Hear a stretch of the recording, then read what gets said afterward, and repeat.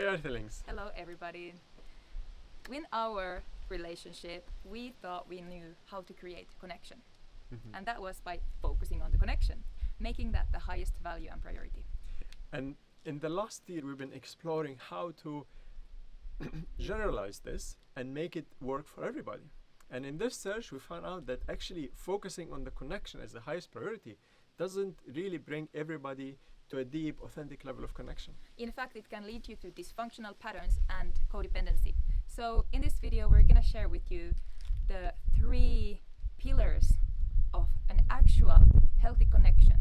3 keys that are essential for you to create a true connection with somebody that is not based on codependency or any other unhealthy dynamics.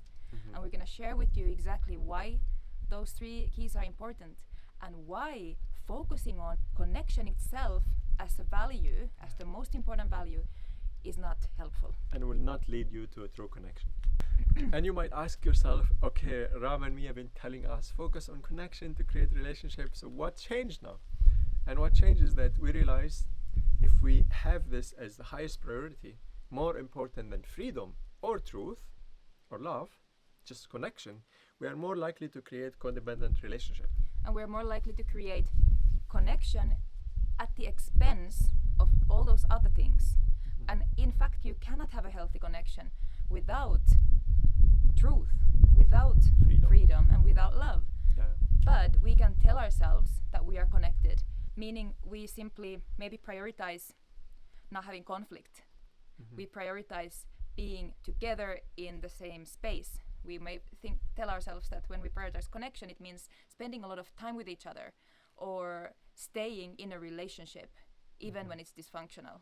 Connection is something you don't really need to focus on in and of itself, because how are you going to even create connection if you don't really know what it is? If you're searching for connection, you can't really create it by just focusing on it. It's more of a result of something else. It is something that arises naturally as a result of your own inner process and as a result of your integrity. We live in a world where so many people feeling alone and isolated, and trying to connect from that space will not lead us to the real connection.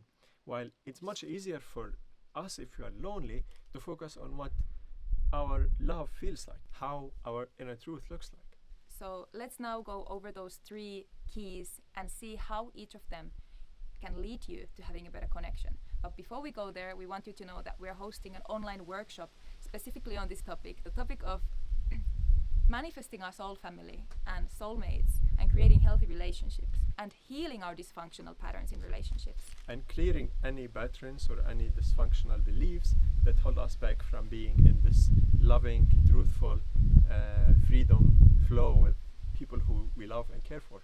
Yeah, so if you are curious about that, you can find the link to the page in the description. So the first pillar and the most important one is truth.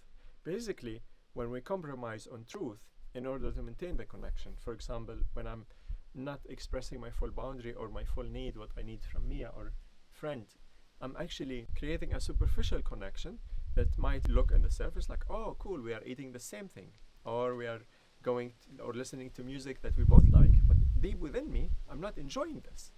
So that leads to untruthful connection where we seem to be matching, where we seem to be having the same thing, but there is something underneath it in the energy that's not actually aligned. Yes, and this simply leads to connections where you're not connecting actually from your true self, meaning the other person isn't in connection to the truth of you. Yeah. So a big part of you is hidden under the surface and isn't involved in the connection, and this type of connection actually leads us to feel deep down disconnected. And lonely.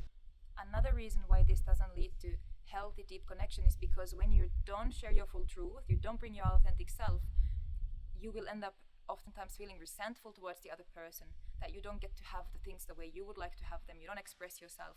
So this creates actually toxicity in the relationship. However, when we prioritize truth above connection, meaning that we honor our inner truth and we express our truth, even if that means that the other person might reject us, even if it means they might disconnect from us, or they might break up with us or not want to live with us, we still hold our truth. And this is what it means to prioritize truth over connection. And that's the only way to have an authentic connection. Yeah. Because that means they will know you for who you are, for sure. And indeed, this can lead to some relationships breaking apart. It can lead to seeming disconnection, but actually it simply reveals the real state of your relationships. Mm-hmm. And then there is space for the true connection, where people connect to the actual you. Yeah. That's wonderful, guys, where you For- don't have to hide anything, you don't have to pretend anything. Number 2, love. Mm-hmm. This sounds so fluffy. It's a word that's thrown around everywhere, and we always ask ourselves, what does it really mean to love? So here what we mean with the word love, because there are many definitions, but we mean simply to stay connected to our hearts, to keep our hearts open. And because we can share our truth, for example, and be like, this is my truth, and then block the other person or kind of disconnect the heart. But what we mean is, even when we face the possibility of rejection, like let's say I express an uncomfortable truth and I expect the other person might reject me, they might break up with me, that I stay in my heart, I stay open. With the And feeling that brings. Yes, and I'm willing to Yeah. feel the vulnerability of myself. So this is what we mean with love. But this is an important key to connection, because we also, even if we share the truth, but we're not connected to our hearts, we're not going to be able to connect. And connection happens in the heart space. Yeah. It doesn't happen so much mentally, although that is also a form of connection, but the real deep connection, that the spiritual connection, the one that our souls long for, happens in the heart level. So we need to be connected to our hearts to be able to experience that. It's all the time whispering to us or screaming to us what it is that we actually need in this moment. And that's also related to our inner truth. But that's basically us prioritizing the principle of love, because it's a love first and foremost to ourselves. And the third pillar is freedom.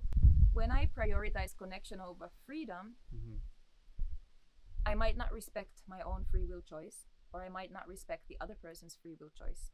I try to make everybody do the same thing, for example. Yeah. I want everybody to eat together. It's also this thing where we try to control our partner in different ways so that they don't leave.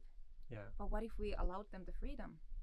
They are Yeah. free to go. And that's very vulnerable, actually. Mm-hmm. And that's something we've been practicing, to give ourselves and each other freedom in our relationship, and to see how we feel when I'm connecting with somebody, or Mia is connecting with somebody else, and I'm not connecting with anybody. So imagine if you have connection but no freedom, and you end up feeling trapped in the relationship. That's what happens. You end up feeling suffocated and controlled, like you have no space. And this way people sometimes flip from really intense intimate relationships to, traveling the world by themselves. So freedom means that you are actually choosing with your free will to be in the connection, to be in the relationship. There is no obligation on you. You don't feel in any way coerced or guilt-trapped into it. You are choosing it in every moment. It's a very intertwined way of seeing life, seeing connection. If one of them is missing, for example, if love is missing, you're compromised on the heart connection. If freedom is missing, you're compromised on the free will in your daily life. If truth is compromised, then you're creating a codependency and superficial connection. So to get to that state of really soulmate, beautiful, loving, fulfilling connection, you need to have the focus on those three first. Yes. A disclaimer, that might lead some relationship to fall apart because some elements of those have been compromised. Or maybe the other person isn't ready to put those values above other things. Yeah. So if they are uncomfortable with truth, it might not work if that becomes your highest priority. I think you can't really have relationship with somebody who's compromised on truth. Not a very deep one. Yeah. And as you go through this process of reprioritizing your values, you might have to face some fears. Because as you begin to reprioritize a free will choice, your truth and love, you might have to face the fear of rejection, abandonment, the fear of being, made wrong, being blamed, and still staying connected to love, loving yourself, feeling the vulnerability of that all. It's not easy to do, but that's the journey. If you want really deep connection, soul connection, authentic connection, that's the journey. These are the fears we need to face. And if you are in this journey of connecting and reconnecting to yourself and your soul family, we heartfully invite you to join us in our journey, either online in our workshops or in person, because we are hosting a retreat soon in Germany and another one in Portugal. So check it out, and we are looking forward to see you again. Yes, and subscribe if you haven't done so yet, and click the notification button to receive updates about our new videos. Yes. Thank you for being with us. Ciao. There's so much temptation. For example, there's a hand on my butt right now.